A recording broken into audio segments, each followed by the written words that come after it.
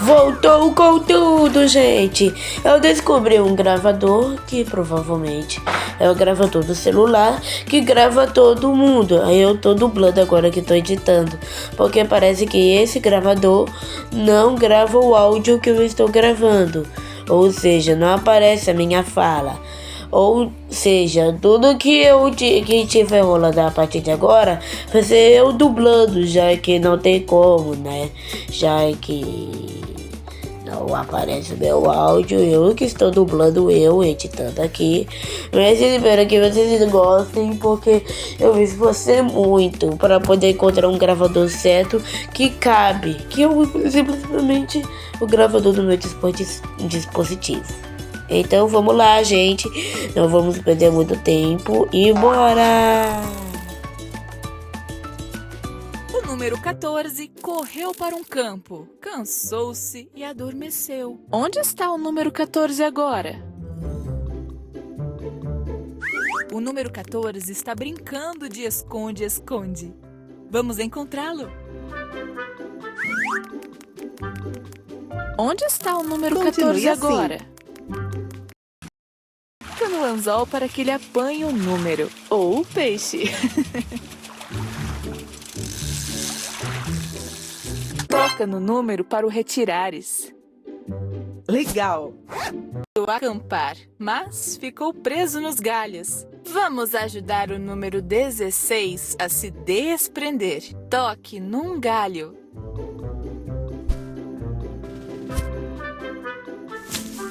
O número 16 ficou muito cansado. Vamos dar a ele algo saboroso.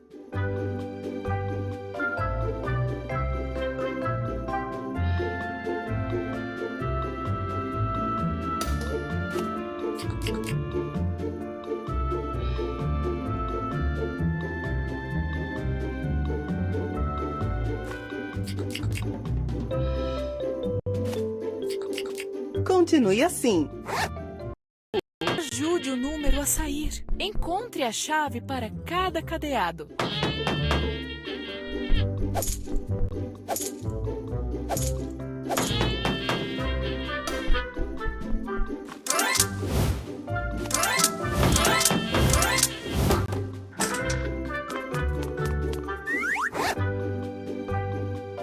Topeira a recolher todas as cenouras. Toque nos pedaços de terra para encontrar uma cenoura.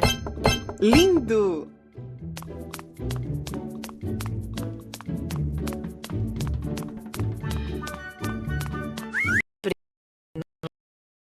Noite. Precisamos iluminar o jardim para encontrar a chave. Arraste os vagalumes. Ali está a chave. Desbloqueie o cadeado e liberte Você está se saindo 19. bem. Na viagem fluvial até a mochila. Ajude o barco a chegar ao número 20. Bom, O número 20 chegou à mochila, são e salvo. Fiz o relógio e tudo voltou à vida.